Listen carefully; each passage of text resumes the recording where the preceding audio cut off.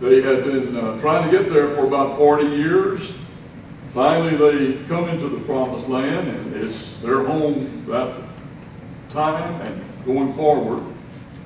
But it was a long time after they reached the Promised Land before they had a king and a leader in that sense. But they had some leaders. They were not called king or the queen. They didn't have an official title, but we refer to those leaders between the time they came into their land and the time they had a monarchy as the time of the judges.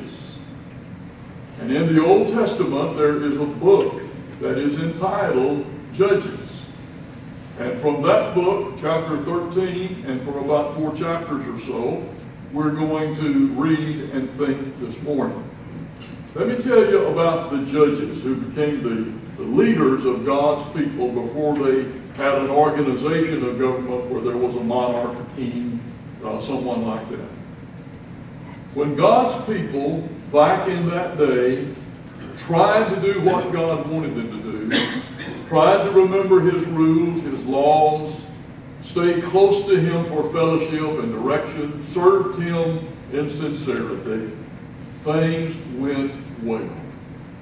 And they served God well quite often and for various periods of time. But in the book of Judges, here's what we find. God's people are way up here at the top of the graph, obeying God, serving God, being blessed by God. And as time would pass, they would begin to get a little lax and a little wandering and a little away from God, and they would begin to go downhill, and they would find themselves, rather than at the top of the graph, all the way down as far as you could go.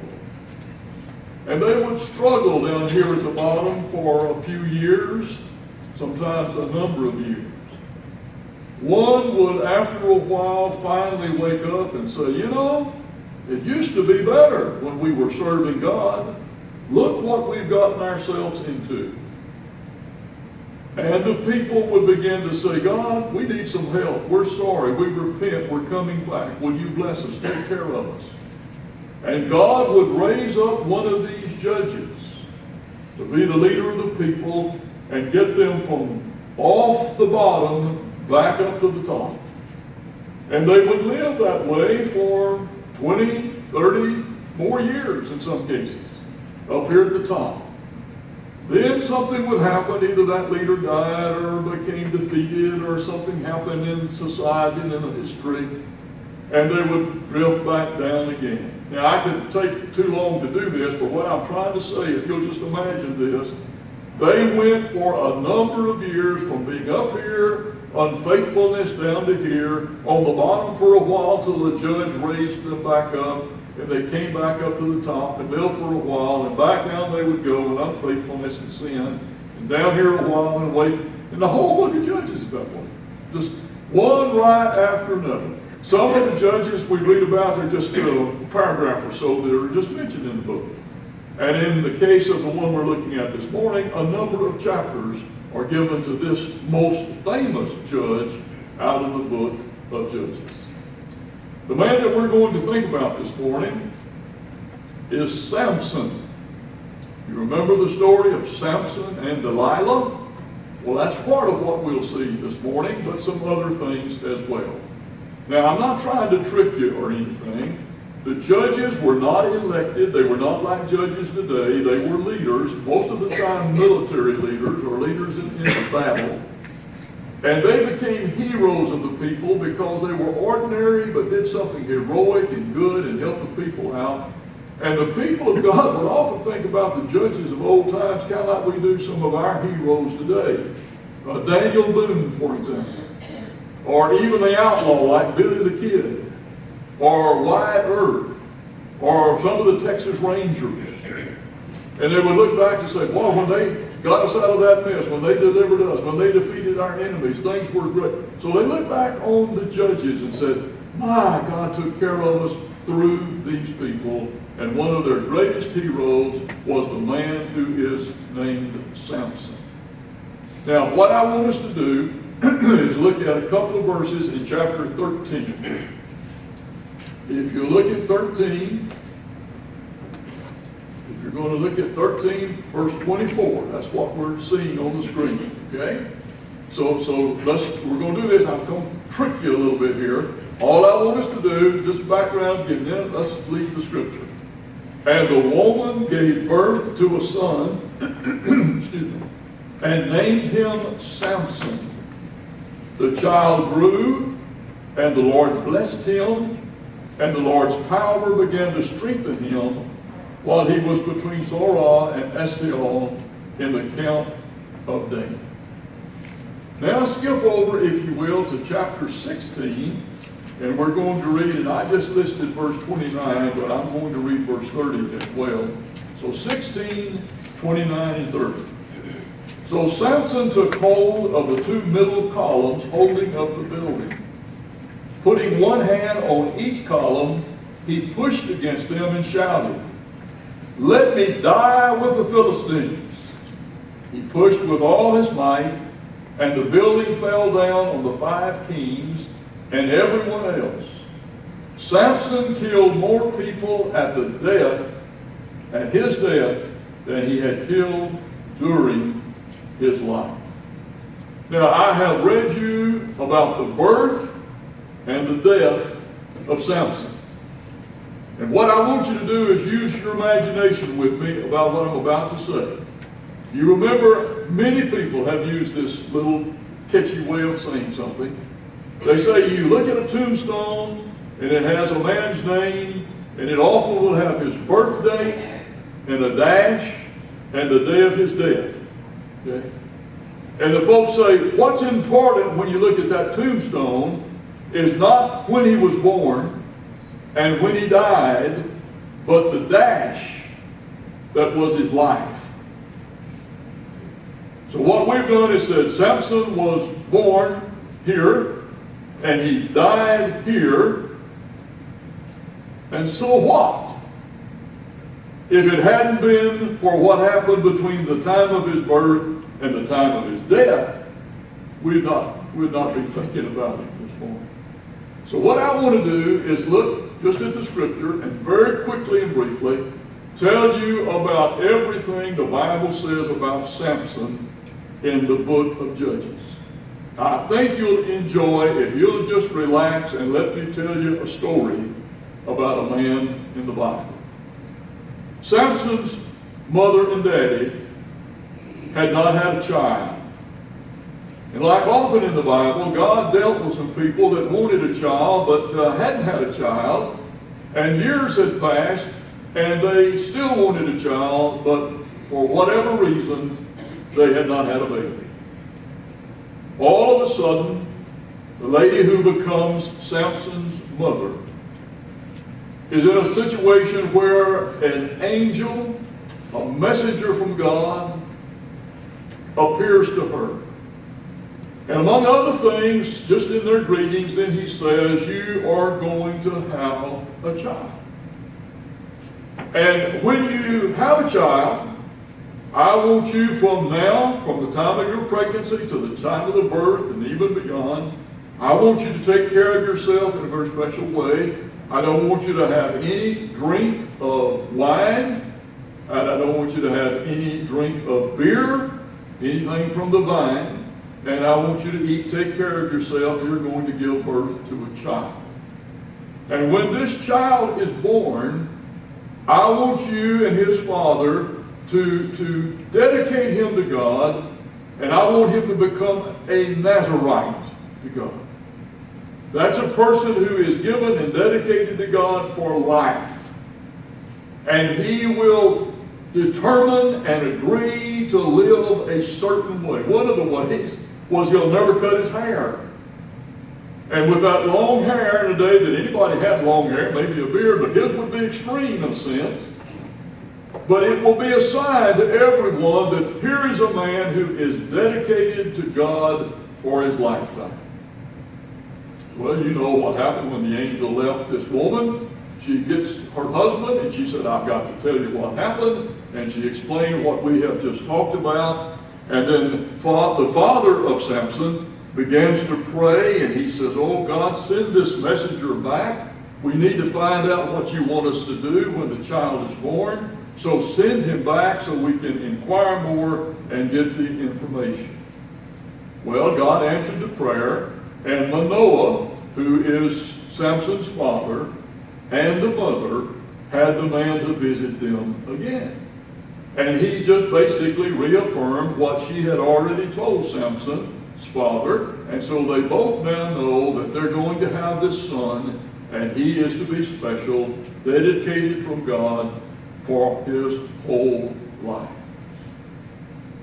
Now, the narrative skips real quickly forward in chapter 13. And after they decide that everything's fine, God's going to bless them, they're going to be parents of a son, they've always wanted a child, now it's going to come, it's going to happen soon, makes sense, and so he is born. And they have obeyed, and everything is fine. Now we're jumping forward. One day, chapter 14 begins, Samson went down to another little town, and he saw a certain Philistine girl. And he decided that that's the one that was for him. He fell for her. And he wanted his father to arrange for him not only to meet her, but to arrange for him to marry her, and that will be his wife. But you see, the people of God and the Philistines were enemies. In fact, God's people were under the control of the Philistines at this time.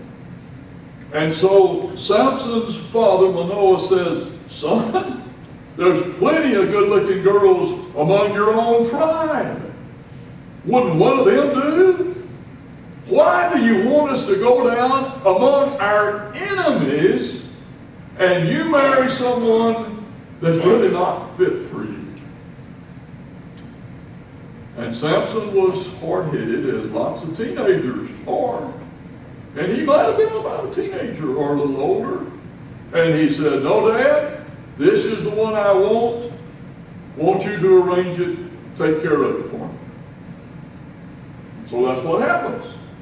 And they're going down to talk to her and for Samson to do his courting, I suppose, and them to get better acquainted and prepare for everything that needs to be done for the wedding. And here's the first thing that's really interesting in the book. As they go down to have that meeting, Samson separates himself from his mother and father and makes kind of a detour, as young men are likely to do. And as he did, there was a lion that pounced on Samson. Now he's special, he's God's, he's a Nazarite, he's different. And he is able to turn as the lion pounces and tear that lion apart with his hands, saves himself, kills the lion. Now a Nazarite not supposed to be near a dead body, and he's supposed to be pure in lots of ways, and so that's kind of brushed on by in the story. But they make another trip down, and it's about time for the wedding and all of the things involved. And Samson goes by to see the body of the lion he has killed some days previously. And he sees that in the carcass of the lion, a hive of bees has made their home, and there is honey there. And so he dips some of the honey out, shares it with his folks. They go on about their way, and they're down to where the wedding is going to be. Now, it was a custom in those days that if some young man was going to get married, a bunch of his friends would come, and they'd be part of a wedding feast that lasted about a week.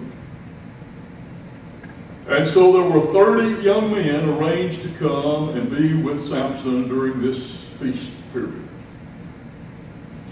Well, he decides that he'll have some fun, and he's going to give a riddle to them to see if they can solve it during these days. And he talks about a riddle that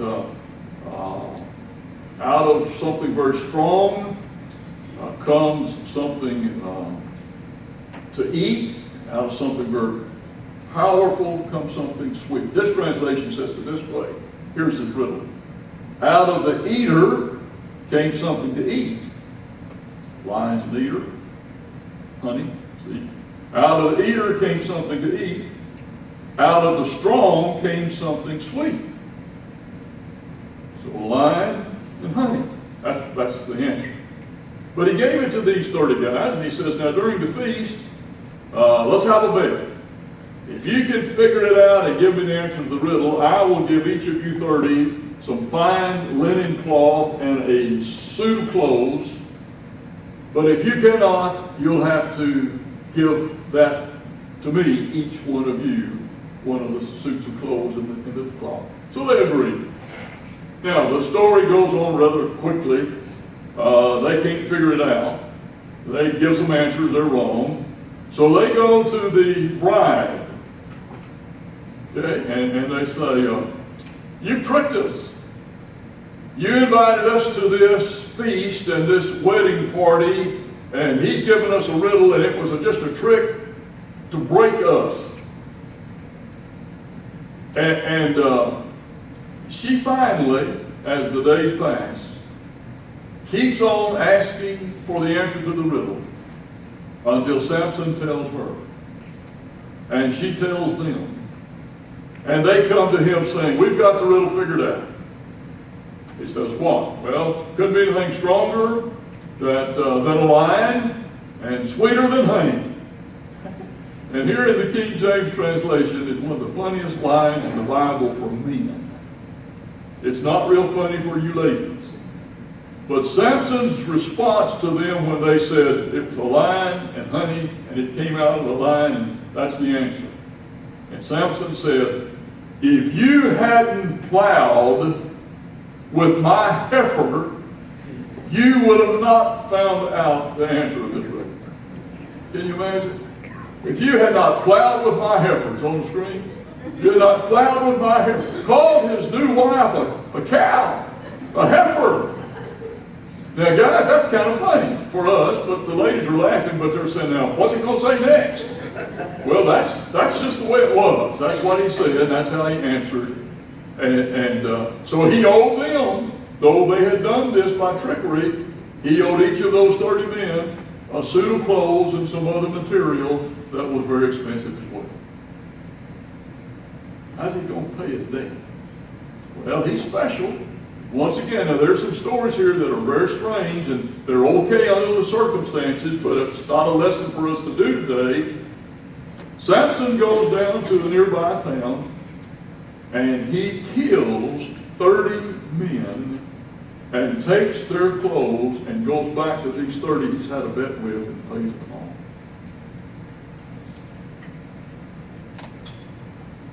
Well, when he comes back to pay them off, he finds that things have changed where he has been. Since he left the wedding party, went down to get the clothes to pay off his debt, the bride's daddy decided that he had left one coming back. And he gives the bride to the best man. And so when Samson comes back and he's ready to go in to be with his wife, her dad says, no, you can't go in. Well, why? She's my wife. She's not just your daughter. Oh, well, I didn't think you were coming back. And so I gave her to the best man. And let me tell you how conniving his daddy was. He said, now, don't get upset. She has a younger sister that's even prettier than she is. You take her and don't disturb your wife and the best man, who are now husband and wife. Well, this just blows Samson's mind. And he just could not get over what had happened to him. And he blamed them and the Philistines for the Philistines. And here's what he does. Now this again sounds silly, but it's the story. It's that it happened, but it became like folklore for the people telling the story again and again. Here's what Samson does. He said, "This time I'm not going to be responsible for what I do to the Philistines." So he went and he caught 300 foxes.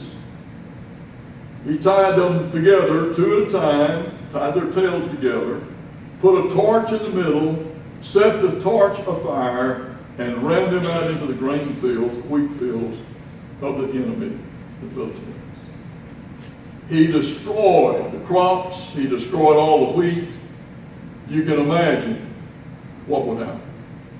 Well, when the enemy finds out what he's done, they decide that they will find Samson and they'll take care of him by taking his life.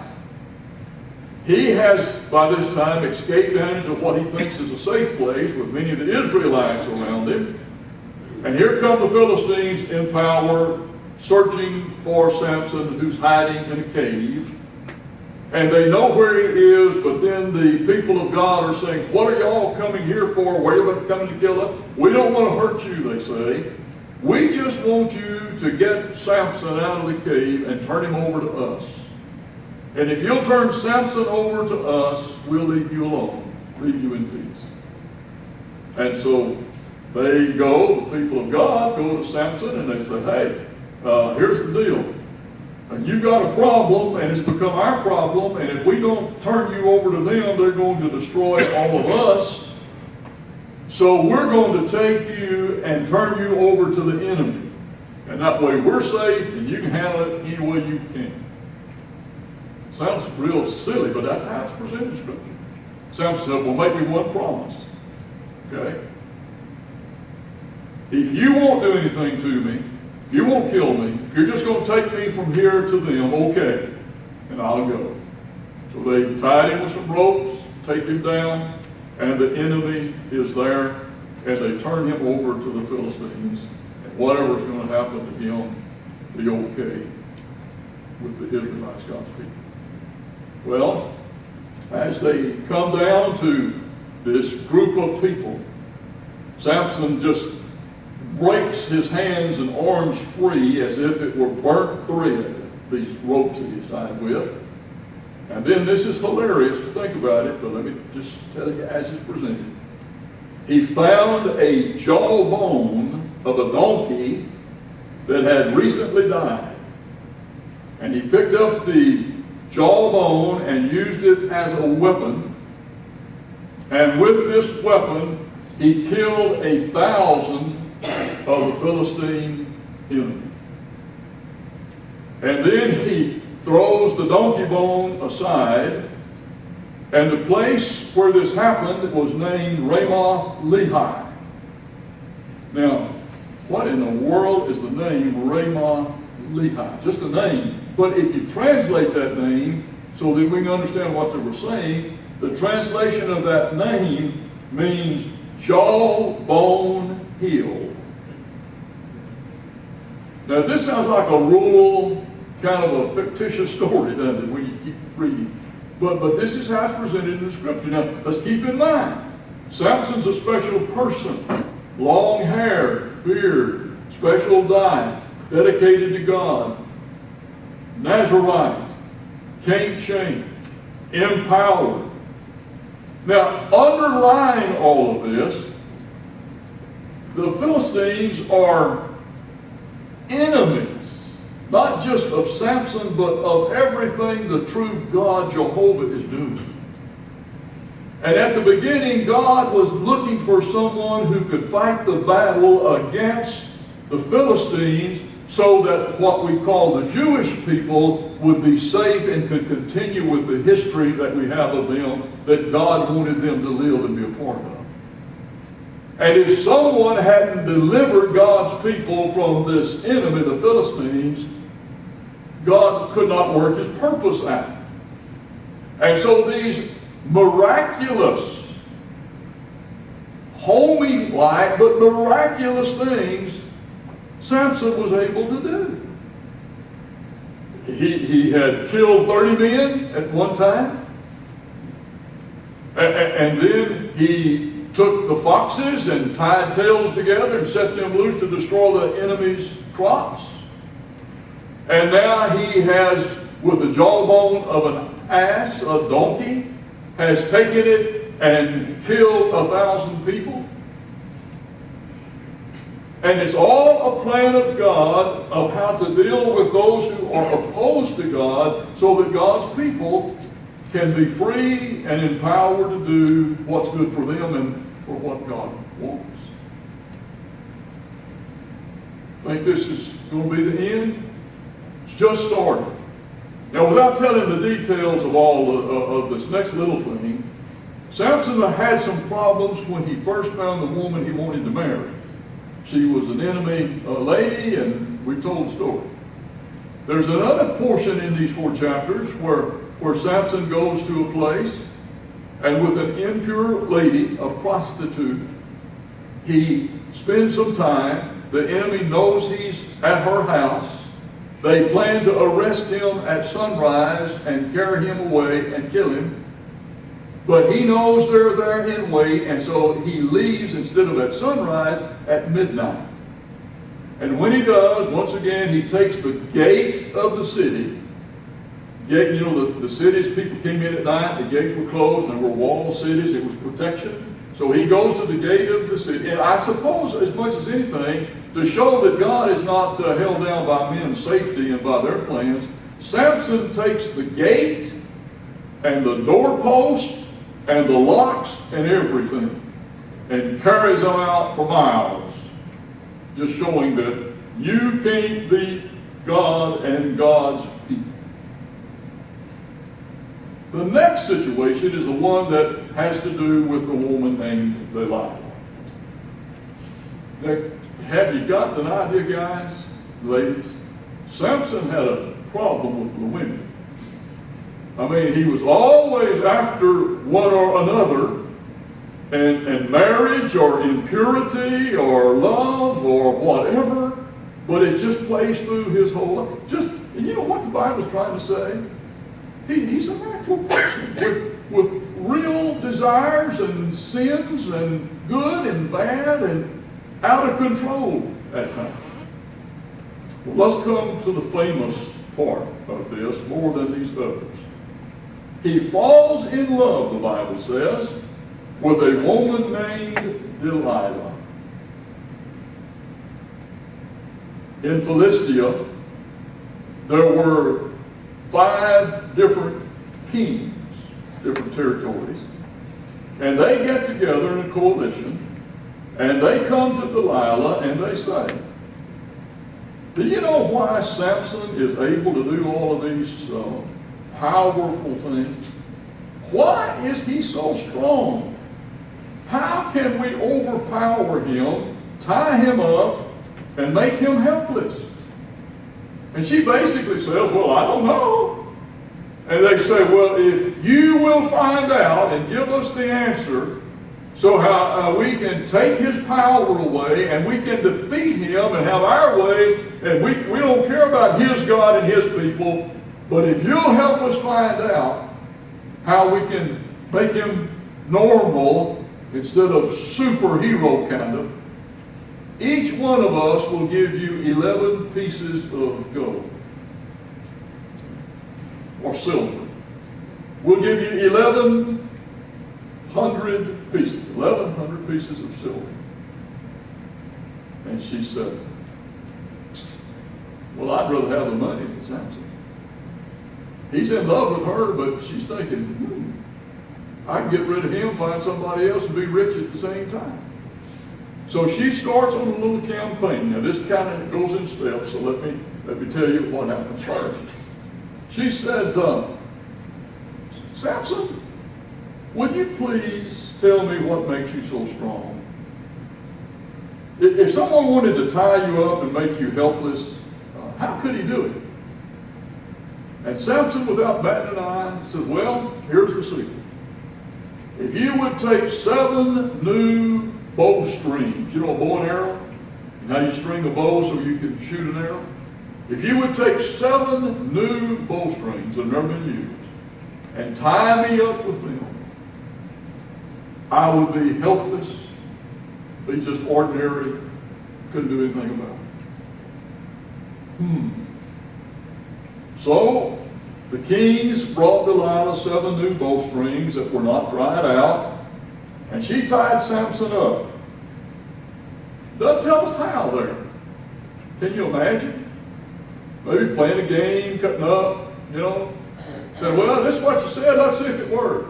He goes along with it because he knows it's not. She thinks it is.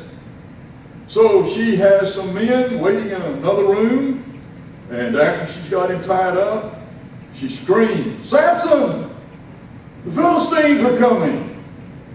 He gets up and just moves his arms and he breaks these bowstrings. And here it says it's like a thread when fire touches it. I mean, it didn't have any restraint of him at all. And Delilah is, to say the least, upset. Not so, well, she said it's because he lied to her, but maybe it was because she wasn't going to collect the money. And so she says to him now the second time, look, you're making a fool of me and not telling me the truth. Please tell me how someone could really tie you up. He says, well, it really in bowstrings, but if you got 7 new ropes and they tied me up with these new ropes, I'd be just like anybody else. And so she, again, got some ropes, tied him up, probably tried, kind of silly like they were playing a game. He let her tie him up, and she then again said, the enemy are coming, and he snapped the ropes off just like thread. So then she says, you're still making a fool of me and not telling me the truth. Tell me, how could someone tie you up? He said, okay, I'll tell you the truth this time. If you take my hair and weave it in the loom like you would weave hair into a piece of cloth, weave my hair into what you've got there on the loom, and if you'll do that, tie it in, make it tight with a peg, and everything, I'll just be ordinary, can't do a thing about it. I don't know how big the loom was, seemed to be pretty big. But she, this time, the Bible says, lulled him to sleep. She couldn't just play a game this time, so let me see if the ropes are going to hold her bowstring. So she tricks him and lulls him to sleep. And he trusted her, and while he's asleep, then she tied his hair, wove him into the loom, made it tight with a peg, and boy, she thinks she has him, and she shouts, Samson! Philistines are coming! And he woke up and pulled his hair loose from the loom. So 3 times is what she's beginning to say. How can you say you love me when you don't mean it?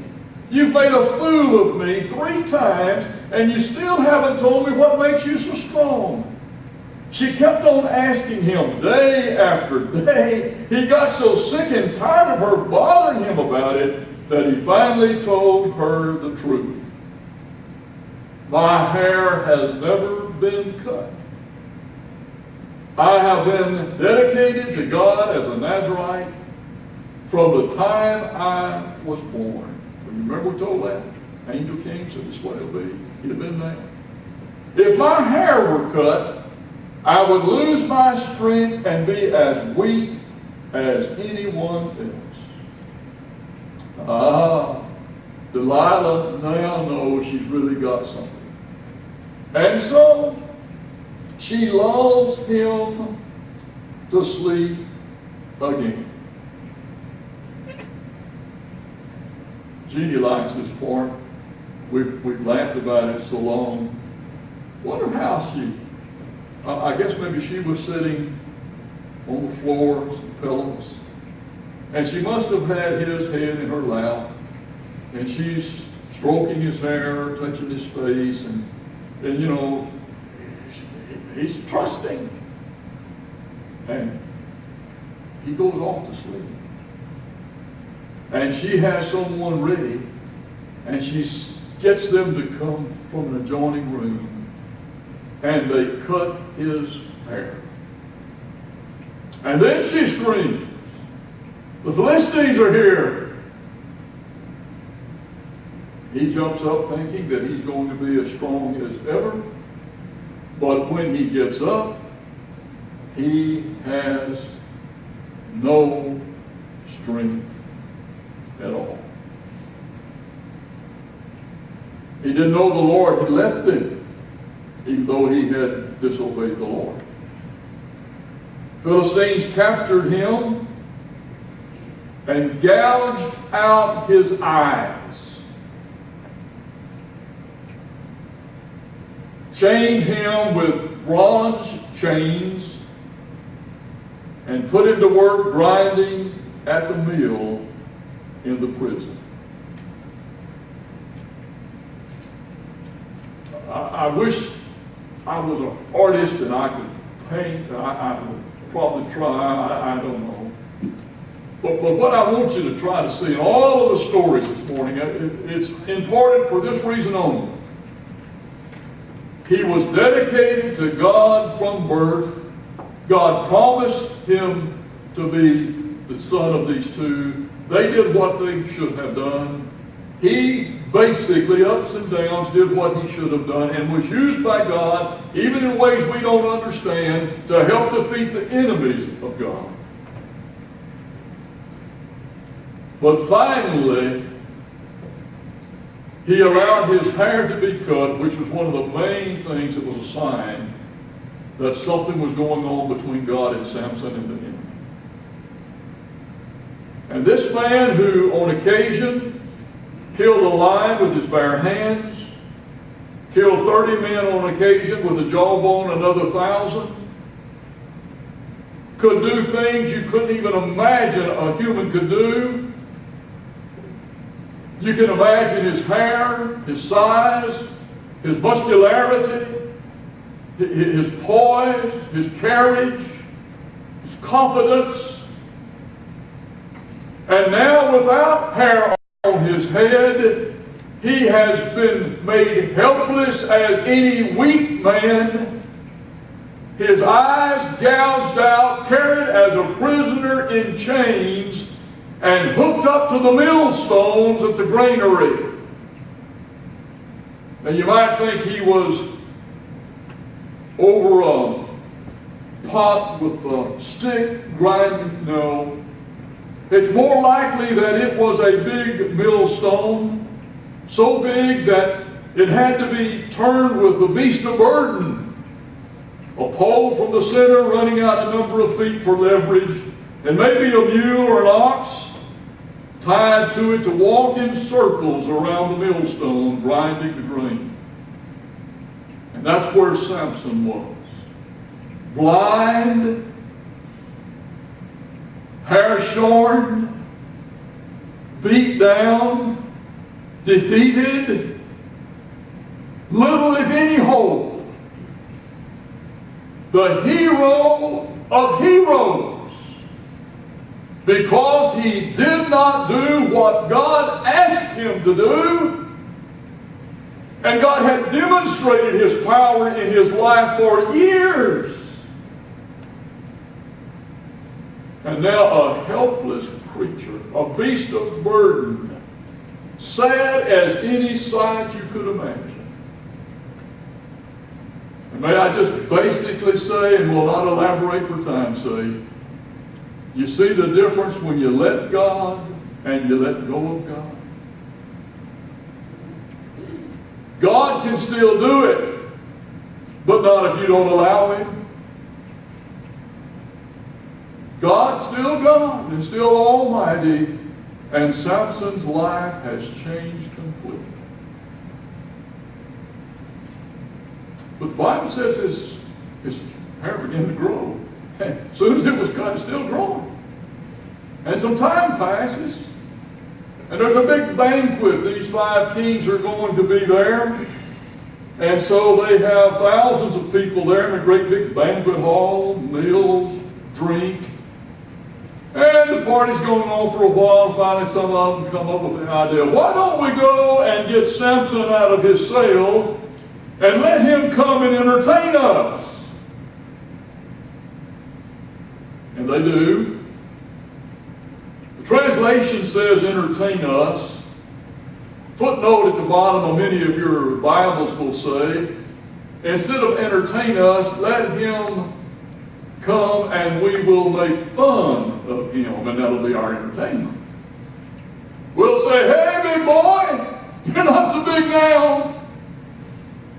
You who can do anything, you can't even see.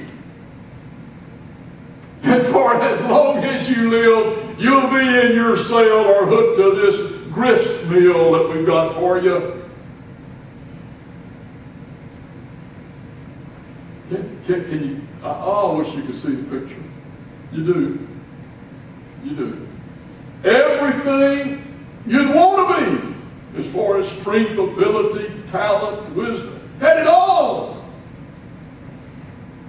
and lost it all when he turned his back on God and disobeyed. But his hair was growing back. And they're making such terrible fun of him and being entertained by him. And finally, the boy that kind of led him in, he couldn't see, and he said, son, can you let me lean on the big pillar in the middle of this banquet hall and rest a minute? And the boy leads him over to where there are some big pillars, weight-bearing to say the least, in a hall that big with thousands of people there. And Samson gets his hand on one, and somehow that was made so that he could touch two of these. And he prays one more time. Basically, God, you were so good and I was so silly. You were so powerful, I was always weak in my own strength, but you took care of me and I messed it all up. God, just one more time, would you give my strength for me? God heard and answered. And Samson began to push on these two pillars or beams that would reach up to the ceiling. And they began to vibrate a little and began to move, and suddenly they slid far enough and snapped. The roof falls in. We read the end, we read the beginning, talked about the dash in between, and here's the end. And at his death, he killed more of the enemy than in all of his life. Now you can make the conclusion, and I'm going to do it in just about 3 sentences, I'm finished. We have the opportunity to be in partnership with God too. He wants to be in our lives. He wants us to listen. He wants to guide. He wants to bless. And when he does, we're up there. But like the Israelites, we often decide we can do without him, and we get ourselves in a pickle down at the bottom. Samson did too. But then when you turn back to God, God will lift you back up, and you do what you're supposed to do. That's the message in the story of Samson. It's not just Samson and Delilah. It's not just a love story. It's not just a silly story. It's saying, here's what God created us for. And as long as we'll walk in faith on that level, everything's all right. But when we leave him out, it will end like Samson's was ending. But even at the very end, if we turn to him, God will still hear. So if you got a lot of complaints, say about answered prayer, God's still the same as when he was answering you. And if you don't have prayers answered, it might be your fault. When you were successful and happy in serving the Lord and faithful to him and to his church, or are you still, God's still there? Are you? You get the point. You can make the application. I've taken enough time with the story. I just want to say I'm through. God and you can do it. You can't do it by yourself. But no matter how much you mess up, if you'll say, God, I really mean this. You're right. I'm the one that's wrong. Can I come back? And kind of like the father in the story of the prodigal son, you'll find God running to you quicker than you can run to him if you just let him know you're coming. Let's stand together. Our invitation is for you, if God leads you to come join the church or come say, I want to follow Jesus, or recommit yourself, whatever you might need to do. It certainly doesn't mean that you're like Samson, or you've done what Samson did, or you had the same problems he does. But it's an illustration that way back and still today, God is the same. Man is the same. But you and God together are a whole lot better than you by yourself. If you need to come publicly, you come. We're going to sing a verse. If you need to come, it's time for you. Come on.